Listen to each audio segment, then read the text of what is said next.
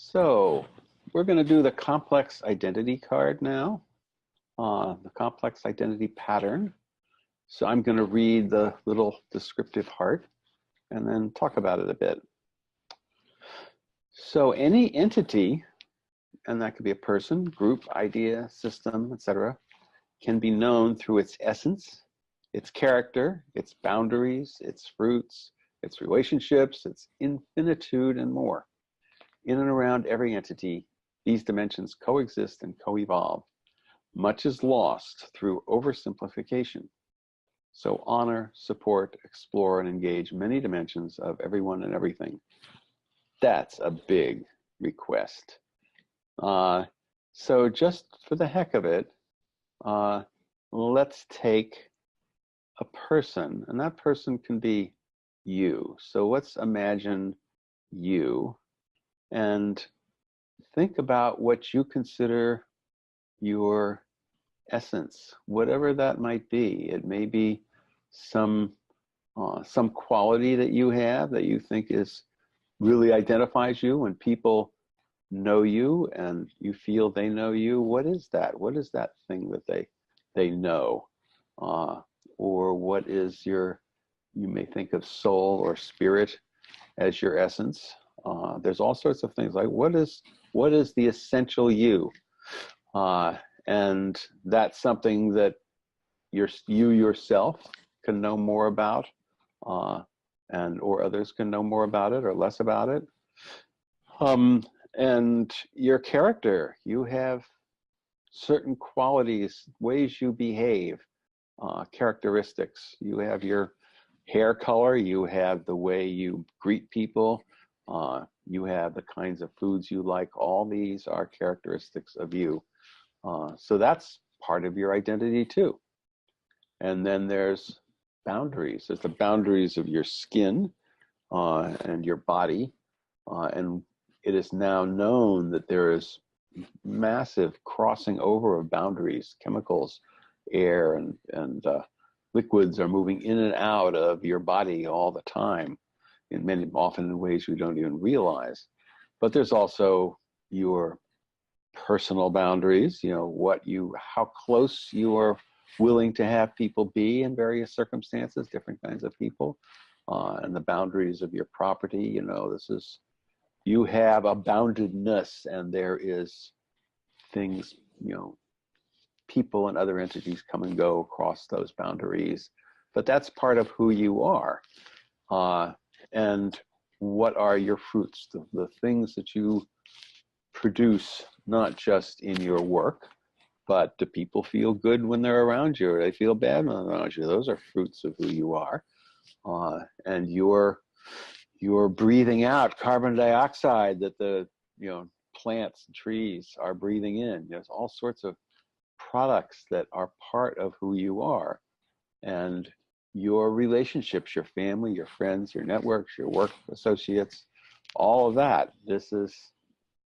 And they may there's a personality test which I'm going to have in the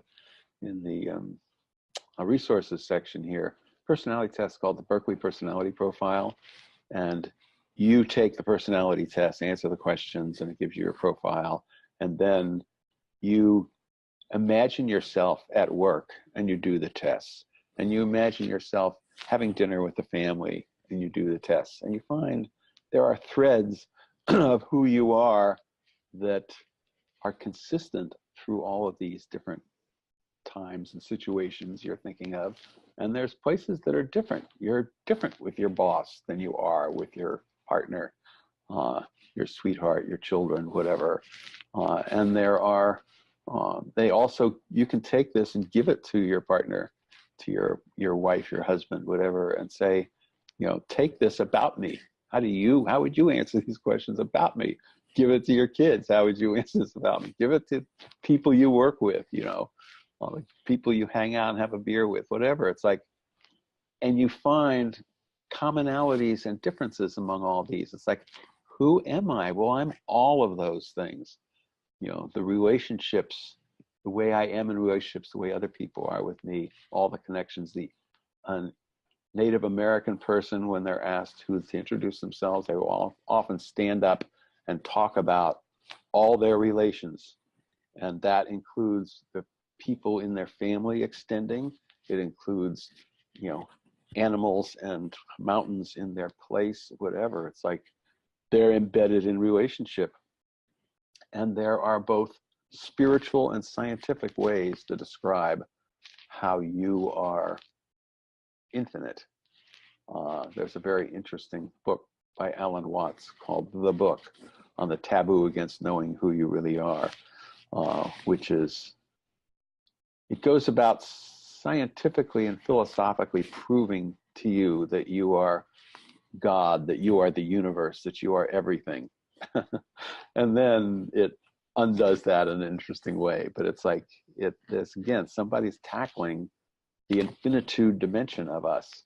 So now that we've gone over all the complexities of who you are, think about your neighbor. Think about the person who lives next door to you. You may know them, you may not know them particularly, but they are as complex as you are in that sense. And that's true of all the thousands of people you see around you every day. So there's a lot going on there, and understanding that we don't know all that all the time, and we don't have to know all that all the time, but we should honor that that fact exists, that that complexity exists.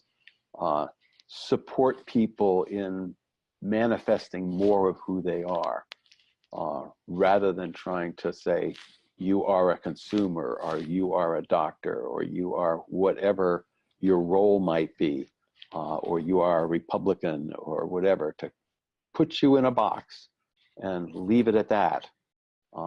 And to think that that's really who you are is to miss massive amounts of resources and wisdom about relationship, about the roles you could take. You could do this role, you could do that role, you could do, once you start finding out who people are, and you have an opportunity to weave that into larger patterns together. This is particularly germane when we think of the prime directive of the pattern language, which is to evoke and engage the wisdom and the resourcefulness of the whole on behalf of the whole. So we have people, and when we think of a whole person and start to delve into all the knowledge, all the understanding, all the capabilities, the dreams, the needs, whatever, when you start to access all of that about a person, there's tremendous amounts of material to work with, and for people together to work with about themselves, collectively and individually, and in relationship and sharing and all that. That's part of the implications of this complex identity. It gives you tremendous amounts of material to work with when you're trying to manifest the prime directive. And we could do that with, you know, holism or socialism or democracy. We could do the same thing, looking at, you know, what is its essence? Say democracy, what is its essence? Some people say its essence is voting, and I go, I don't think so. Its essence is we are co-creating together our lives, our collective lives, and voting is one way to do that. Representation is one way to do that. Collective deliberation is another way to do that. There are all these different ways to do, so there's lots of different essences to democracy, different character to democracy, the boundaries, what goes beyond the boundaries of democracy, what are the fruits of democracy, the good and bad things about democracy, its relationship to other forms of governance, you know, and its infinitude. There's a way you could say we are all creating everything all the time anyway, even if our political system doesn't reflect that.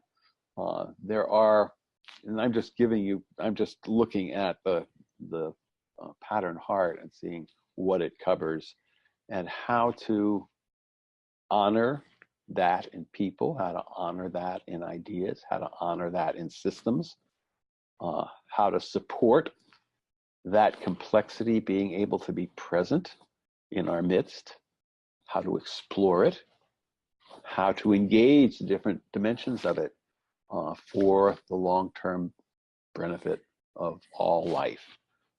That's the real meaning behind this complex identity pattern